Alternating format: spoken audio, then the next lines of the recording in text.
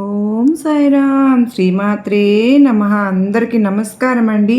అందరూ కూడా సుఖంగా సంతోషంగా ఎప్పుడూ కూడా ఆనందంగా ఉండాలి అని చెప్పి మనస్ఫూర్తిగా కోరుకుంటూ ఈరోజు వీడియో అయితే స్టార్ట్ చేస్తూ ఉన్నాను. ఈరోజు ఆ సందేశం ఏంటి అంటే కనుక, తల్లి ఆఖరి అవకాశం, మళ్ళీ మళ్ళీ నేను నీకు చెప్పను. ఇది నీ భర్త గురించి నీకు మాత్రమే తెలియాల్సిన రహస్యం. జాగ్రత్త పడు.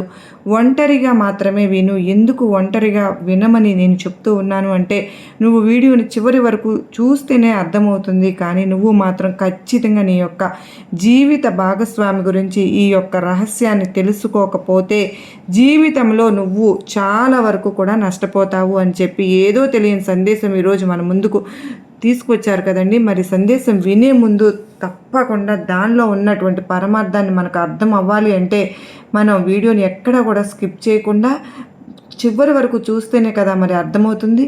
మరి ఈ సందేశంలోని అర్థాన్ని మనందరము గ్రహించాలంటే ఈ వీడియోకి ముందుగా చిన్న లైక్ ఇచ్చి ఏమాత్రం ఆలస్యం చేయకోకుండా శ్రీమాత్రే నమః అని కానీ, ఓం సాయిరామ్ అని కానీ, మీకు ఏ భగవంతుని పేరైతే మీకు ఇష్టమో అది కామెంట్ అయితే పెట్టి వీడియో అయితే చూడటం మొదలు పెట్టండి. మరి ఈరోజు ఆ సందేశం ఏంటో మనం తెలుసుకుందామా? నువ్వు జాగ్రత్తగా వినాలి అని ఎన్నిసార్లు చెప్తూ ఉన్నాను తల్లి. నీకున్నటువంటి మంచి మనసు, నీకున్నటువంటి తెలివితేటలు, నీకున్నటువంటి జాలి, దయ, కరుణ ప్రతిదీ కూడా ఎదుటి వ్యక్తికి కూడా ఉన్నాయి అని చెప్పి నువ్వు నమ్మితే గనక అది నిజంగా నీ యొక్క మూర్ఖత్వమే అవుతుంది. ఎందుకు అంటే గనక తల్లి, ప్రతి ఒక్క చిన్న విషయానికి కూడా కన్నీటిని కార్చేసుకుంటూ ఉంటున్నావు.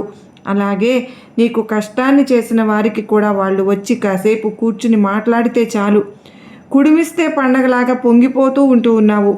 అలాగే ప్రతి వారికి కూడా నువ్వు నీకు తెలిసినటువంటి సలహాలు అన్నీ కూడా ఇచ్చి వారి జీవితంలో మంచి జరగాలి అని చెప్పి నువ్వు కోరుకుంటూ ఉంటావు.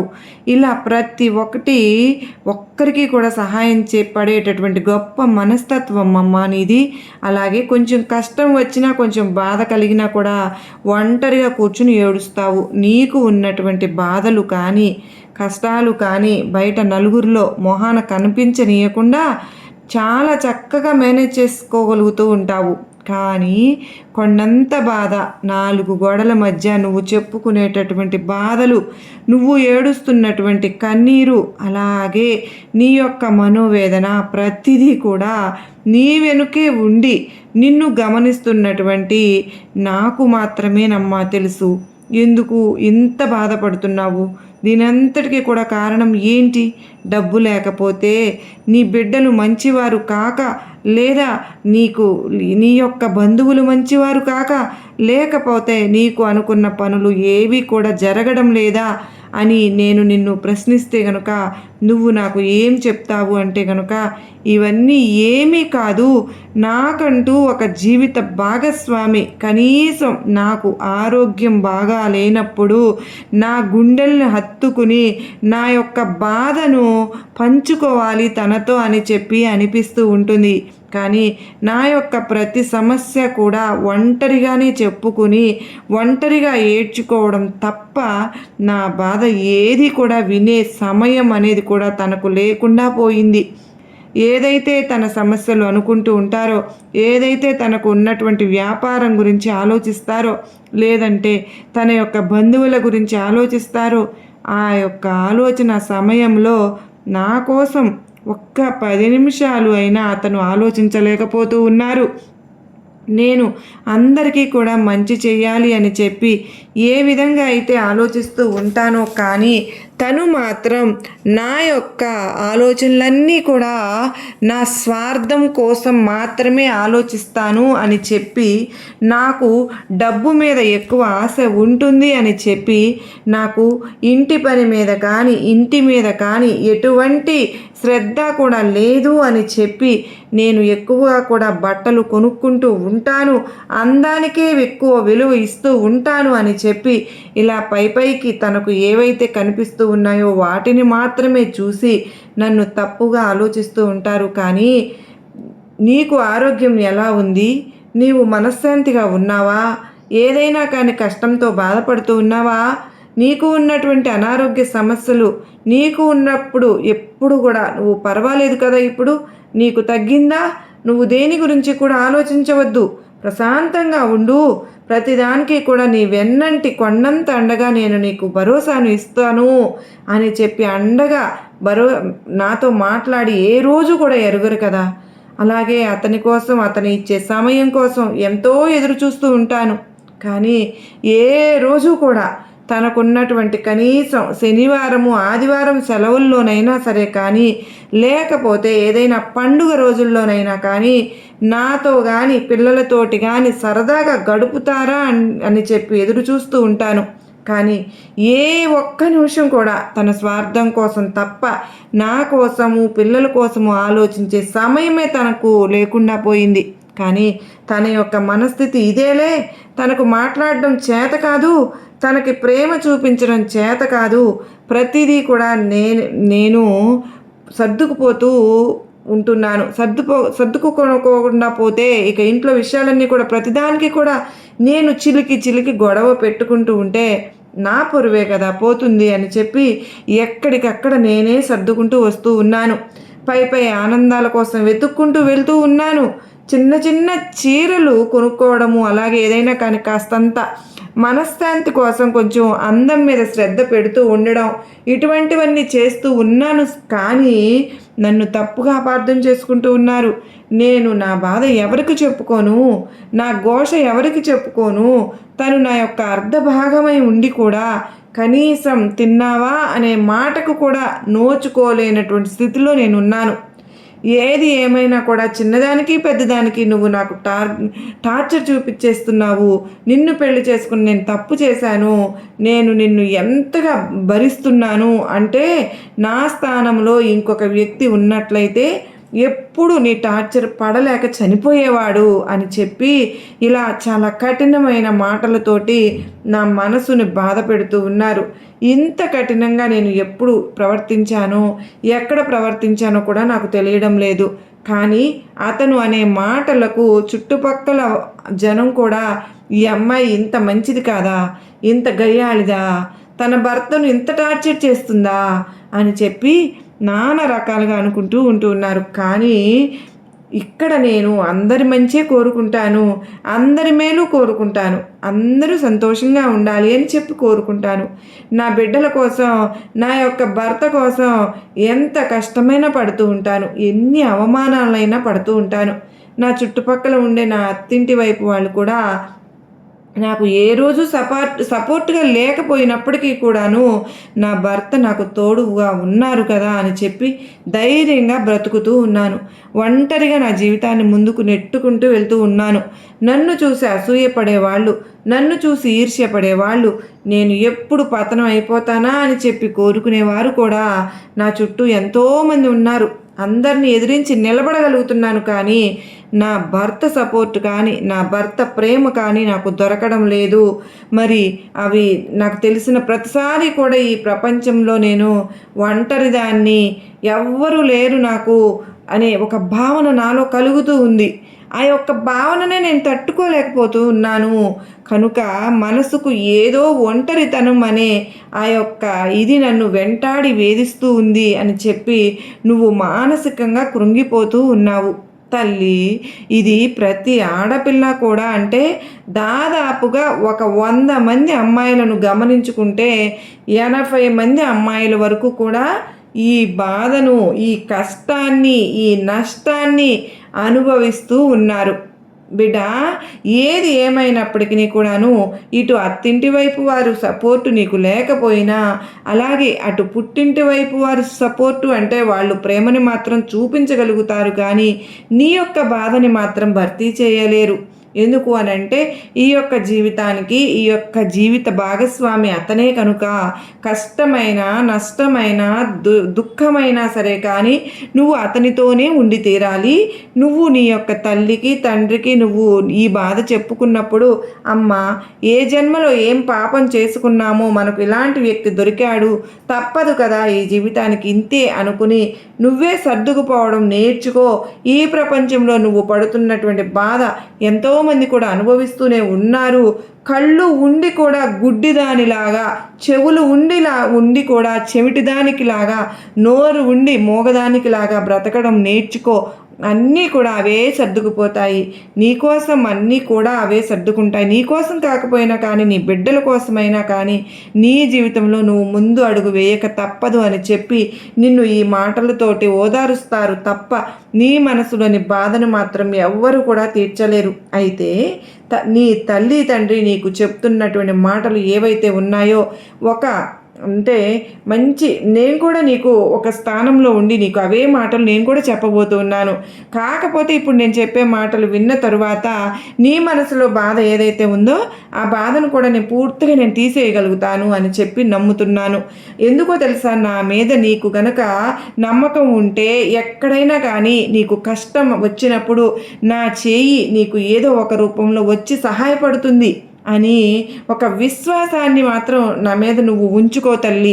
ఎందుకు అంటే కనుక బిడ్డ, ఎప్పుడైనా సరే కానీ ఓర్పుతోటి ఎవరైతే ఉంటారో, ఎవరైతే కష్టం చేస్తారో, ఎవరైతే నిరంతరం శ్రమిస్తూ ఉంటారో వారు పడిన కష్టానికి విలువ ఉంటుంది, వారు పడిన శ్రమకు విలువ ఉంటుంది, వారు పడిన బాధకు కూడా ప్రతిఫలం ఉంటుంది.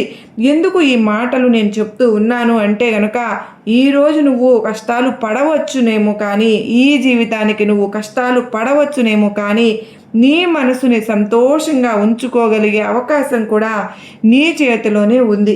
ఇక్కడ నువ్వు నీ యొక్క తల్లి కడుపులో జన్మను ఎత్తుతున్నప్పుడు నీకు నీ నుదుటిన ఆ బ్రహ్మ ఈ వ్యక్తే నీ జీవిత భాగస్వామి అవుతారు అని చెప్పి ముందే రాసి పెడతారు. కనుక నువ్వు ఏ జన్మలో చేసుకున్నటువంటి కర్మాను ఫలితమో కానీ ఈ జన్మలో ఈ యొక్క మానసిక వేదనను అనుభవిస్తూ ఉన్నావు. కష్టమైన నష్టమైన, సుఖమైన దుఃఖమైన, ఏది ఏమైనప్పటికీ కూడాను ఈ జీవితం ఇలా ముందడుకు వెయ్యవలసిందే అన్న తప్పకుండా ఎక్కడా కూడా నువ్వు నీ జీవితం నువ్వు తన యొక్క ఆ యొక్క మానసిక స్థితి అంటే నీ యొక్క భర్త మానసిక స్థితి ఏదైతే ఉందో అది నువ్వు ఇంచి కూడా మార్చలేవమ్మా. ఎందుకు ఇంత గట్టిగా నేను చెప్తున్నానో తెలుసా, అంటే నీకు పెళ్ళై ఎన్ని సంవత్సరాలు అయింది, మొదట్లో తన యొక్క అలవాట్లు ఏంటో, తన యొక్క మానసిక స్థితి ఏంటో నువ్వు తెలుసుకోలేకపోయావు. కానీ ఇప్పుడు నీకు పూర్తిగా తెలిసిపోయింది కదా అతని వ్యక్తిత్వం గురించి. కానీ ఆ యొక్క వ్యక్తిత్వాన్ని మార్చడానికి ఎన్నో రకాలైనటువంటి మాటలు చెప్పావు, ఎంతమంది చేతో చెప్పించావు, ఒంటరిగా ఉన్నప్పుడు చెప్పావు, 10 మందితో కూడా చెప్పించావు. ఇంత మార్పు నువ్వు చూడగలిగావా చెప్పు. కనుక తన మనసులో తనకంటూ మారాలి, నేను అన్న ఉద్దేశం తనకు కలగాలి తప్ప నువ్వు మాత్రం నీ యొక్క మాటలతోటి కానీ, లేదంటే నీ యొక్క కోపంతో కానీ, నీ యొక్క కన్నీటితోటి కానీ, నీ యొక్క అలకలతోటి కానీ ఏది కూడా మార్చలేవు. నువ్వు మారాలి. ఇక్కడ నేను చెప్పేది నిజం తల్లి, నువ్వు మారాలి. నువ్వు ఎందుకు అతని కోసం అంతగా ఆలోచించాలి? నీ యొక్క మానసిక స్థితిని ఎందుకు నువ్వు ఇంత క్షోభ పెట్టుకోవాలి? ఎందుకు నువ్వు పదే పదే అతని ఆలోచనలతోటి నీ యొక్క ఆలోచన, నీ యొక్క సమయాన్ని, నీ యొక్క మనస్సుని, నీ యొక్క ఆరోగ్యాన్ని వృధాగా పాడు చేసుకోవాలి? బిడ్డ, నేను ఏమి చెబుతూ ఉన్నానో జాగ్రత్తగా విను. ఇక్కడ ఏది శాశ్వతం కాదు. నువ్వు అతని మీద అంత ప్రేమ పెట్టుకున్నా నువ్వు చనిపోయినప్పుడు నీతో పాటు అతను చనిపోడు. అలాగే ఒకవేళ అతను చనిపోయినా అతనితో పాటు నువ్వు చనిపోవు. నేను చెప్తున్నవన్నీ కూడా నీ మనసుకు కష్టాన్ని కలిగిస్తూ ఉన్నా ఇవే వాస్తవాలు తల్లి. కనుక నువ్వు మారు, నీవు సంతోషంగా ఉండే మార్గాన్ని ఎంచుకో. నీకంటూ ఒక పేరు, ఒక గుర్తింపు, ఒక టాలెంట్ ఉంటాయి కదా. నువ్వు ఎందులో అయితే సామర్థ్యంగా పని చేయగలుగుతావో ఆ పని మీద నువ్వు శ్రద్ధను పెట్టు. నువ్వు ఆరోగ్యాన్ని అనవసరంగా ఆలోచనలతోటి పాడు చేసుకుంటూ ఉన్నావు. ఎప్పుడైతే నువ్వు సంతోషంగా సగం బలం అని తెలుసుకోగలుగుతావో నీకున్నటువంటి అనారోగ్య సమస్యలన్నీ కూడా తగ్గిపోతాయి. నువ్వు ఏది చేయలేకపోయినా సరే పర్వాలేదమ్మా, నువ్వు డబ్బు సంపాదించకపోయినా కూడా పర్వాలేదు, నువ్వు ఇంట్లో అన్నీ కూడా చక్కదిద్దుకుని చక్కగా తెచ్చినవి వండి పెట్టుకుని నువ్వు దేనికోసం ఆశపడకుండా, దేనికోసము అతనితో కొట్లాడకుండా ఈ రోజు నుంచి ప్రశాంతంగా బ్రతకడం నేర్చుకో. బిడ్డ, ₹1,00,00,000 ఉన్నవాడు కూడా ఏదో ఒక అనారోగ్య సమస్యతోటి బాధపడుతూ ఉంటాడు. ఈ భూమి మీద ఉండే ప్రతి జీవికి కూడా, ప్రతి ఒక్కరికి కూడా ఏదో ఒక సమస్య ఉంటుంది. అలాగే నీకు కూడా ఒక సమస్య ఉంది. ఈ సమస్య జీవితం అని చెప్పి అనుకోకూడదు. ఒక తెల్లటి కాగితం మీద ఒక పెన్నుతోటి ఇంకు చుక్క పెడితే మనిషి దృష్టి అంతా కూడా నల్లటి చుక్క మీదే పడుతుంది. కానీ చుట్టూతా ఉండే ఈ తెల్లదనం గురించి ఎవ్వరూ ఆలోచించరు. కానీ నువ్వు ఆలోచించు. ఈ యొక్క చుట్టూ ఉండే ఆ తెల్లదనం అంతా చాలా స్థలాన్ని ఆక్రమించుకుని ఉంటుంది. ఆ స్థలంలో నువ్వు ఎంత సంతోషంగా బ్రతకవచ్చో, ఎంత ఆనందంగా బ్రతకవచ్చో. చక్కగా నీ పిల్లలను చూసుకో, నీ బిడ్డలను చదివించుకో, కాసేపు హాయిగా టీవీ చూసుకో, కాసేపు ధ్యానం చేసుకో, కాసేపు దేవుణ్ణి ఆరాధన చేసుకో, కాసేపు నీకు ఇష్టమైన దైవాన్ని స్మరించుకో, రోజు దీపారాధన చేసుకో, నీకు ఇష్టమైన వాళ్ళతోటి మాట్లాడుతూ ఉండు, నీకు సంతోషం కలిగించే స్థానానికి వెళ్ళు, నీకు ప్రశాంతంగా ఉండే స్థానాన్ని ఎంచుకో, హాయిగా బ్రతుకు, విలువ తెలుసుకుని బ్రతుకు. అతనే నీ జీవితం కాదు తల్లి. ఖచ్చితంగా నీకు మంచి రోజులు వస్తాయి. కానీ నీ భర్త గురించి నువ్వు ఈ రహస్యాన్ని తెలుసుకుని తీరాలమ్మా. అదేంటో తెలుసా?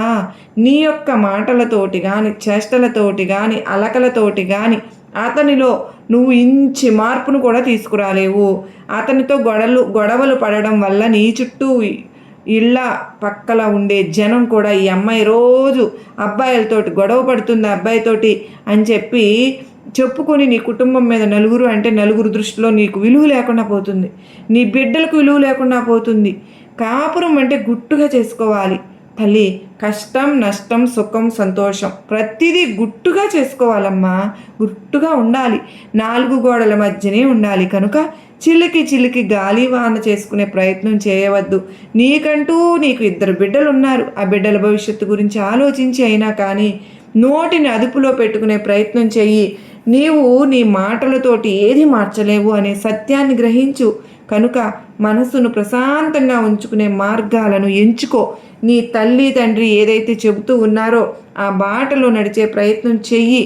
మానసికమైనటువంటి సంతోషం యొక్క మానసికమైనటువంటి శరీరంలో జరిగే అనేక రకాలైనటువంటి మార్పులను, అనేక రకాలైనటువంటి అనారోగ్య సమస్యలను దూరం చేసి నీవు ఆరోగ్యంగా, ఆనందంగా, పుష్టిగా ఎప్పుడు కూడా ఎవరి కింద తల వంచకుండా నీ పనులు నువ్వు చేసుకోగలిగేలాగా చేస్తుంది. మరి నీ బిడ్డలకు నీ భర్త అంటే మాకు మా తండ్రి ఉన్నాడు అనే ధైర్యం కంటే కూడా మా తల్లి ఉంది, మా అమ్మ ఏదైనా కూడా మాకు కొండంత అండగా ఉండి వెనుకడుగు వేయనివ్వకుండా ముందడుగు వేసేలాగా మాటలతోటైనా కానీ నన్ను ప్రోత్సహిస్తుంది అనే ధైర్యాన్ని వాళ్లకు ఇవ్వు. అలాగే ఎప్పుడైనా సరే ఏనుగంత తండ్రి కంటే కూడా ఏలికంత తల్లి ఉండాలి బిడ్డలకు. కనుక నీ బిడ్డలకు నువ్వే అన్నీ అన్న విషయాన్ని గుర్తుంచుకో. ఇక నుంచి పిచ్చి ఆలోచనలన్నీ మానివేసి మనసుని ప్రశాంతంగా ఉంచుకుంటూ ఏదైనా ఒక పని చేసుకోగలిగితే గనక ఆ పనిలో నీవు ఏ విధంగా మొదలు పెట్టాలో ఆలోచించుకుని నువ్వు ₹1 సంపాదించుకోగలిగితే దాని మీద దృష్టి పెట్టే ప్రయత్నం అయితే చెయ్యి బిడా. ఇదంతా కూడా ఎందుకు చెప్తున్నాను అంటే నీ మంచి కోసమే చెప్తున్నా. ఎందుకంటే నేను కోరుకునేది అదే. కనుక నేను నీకు నా బలాన్ని అందిస్తున్నాను, నా శక్తిని నీకు అందిస్తున్నాను. ఈ రోజు నుంచి మనసును ప్రశాంతంగా నువ్వు ఉంచుకోవాలి, తెల్లటి కాగితంలాగా ఉంచుకోవాలి. ఎవరి గురించి ఆలోచించవద్దు. నలుగురు ఏమనుకుంటారో అని ఆలోచించుకో. నువ్వు చేయాలనుకున్న పనులు చక్కగా చేసుకో. నీ యొక్క మాట తీరులో కానీ, నీ యొక్క బాడీ పర్సనాలిటీలో కానీ, నీ యొక్క కళ్ళల్లో కానీ, మాటల్లో కానీ ప్రతి దాంట్లో కూడా ధైర్యం ఉండాలి. నువ్వు ఇక్కడ నేను తగ్గమన్నాను అని చెప్పి నువ్వు బలహీనంగా ఉండి లొంగిపో అని నేను చెప్పడం లేదమ్మా. కాకపోతే గొడవలు వద్దు అని తెలుసుకో చాలు. అర్థమైంది కదూ అని చెప్పి రోజు చాలా చక్కటి సందేశాన్ని మనకు అందించారు కదండి. మరి ఈ సందేశంలో ఎంతో గొప్ప ఆంతర్యం దాగి ఉంది. మనం అర్థం చేసుకోవాలి. కానీ ఈ సందేశం మీ అందరికీ కూడా నచ్చింది, అర్థమైంది, గొప్ప నమ్మకాన్ని, ధైర్యాన్ని కలిగించింది అని నేను భావిస్తున్నాను. మీకు కూడా అర్థమైంది అని చెప్పి అనిపిస్తే కనుక ఈ వీడియోకి ఒక లైక్ అయితే ఇవ్వండి. కింద కామెంట్ సెక్షన్లో ఓం సాయిరామ్ కానీ, శ్రీమాత్రే నమః అని కానీ టైప్ చేయండి. మొదటిసారి మన ఛానల్లోకి వస్తే కనుక సబ్స్క్రైబ్ చేసుకోండి. రేపు మరో చక్కని సందేశంతో కలుసుకుందానని అంతవరకు అందరికీ కూడా మన అమ్మవారి బాబావారి ఆశీస్సులు ఎల్లకాలం మన కుటుంబ సభ్యులందరిపైన ఉండాలని నేను కూడా మనస్ఫూర్తిగా కోరుకుంటూ ఉన్నాను ఫ్రెండ్స్. నిజంగా ఈరోజు అందరూ అని కాదు కానండి, కొంతమంది మాత్రం ప్రతి చిన్న విషయానికి కూడా అతిగా స్పందిస్తూ ఉన్నారు. సరే, అతిగా స్పందించడం బాగానే ఉంటుంది, కానీ దానినే మనసులో పెట్టేసుకుని రోజులు తరబడి బాధపడిపోతూ ఉంటారు. చివరికి డిప్రెషన్లోకి వెళ్ళిపోతూ ఉన్నారు. అది చిన్న సమస్య అయినా సరే, పెద్ద సమస్య అయినా సరే కానీ తట్టుకోలేకపోతున్నారన్నమాట. దానికి కారణం ఏంటి అంటే ఎక్కువ ఎక్స్పెక్టేషన్స్ పెట్టుకుంటున్నారు. ఆ ఎక్స్పెక్టేషన్స్ అన్ని రీచ్ అవ్వకపోతే మనోవేదనకు గురి అవుతున్నారు. ఇలా రోజులు తరబడి మానసిక స్థితి సరిగ్గా లేకపోతే ముందు చేయవలసింది ఏంటో తెలుసండి, కౌన్సిలింగ్కి వెళ్ళాలి. దీనికి మనం ఏమి బాధపడవలసిన అవసరం లేదండి, సిగ్గుపడాల్సిన పని లేదు. ప్రతి ఒక్కరూ ధైర్యంగా ఉండాలని మనస్ఫూర్తిగా కోరుకుంటూ సర్వేజన సుఖ్నో భవంతు.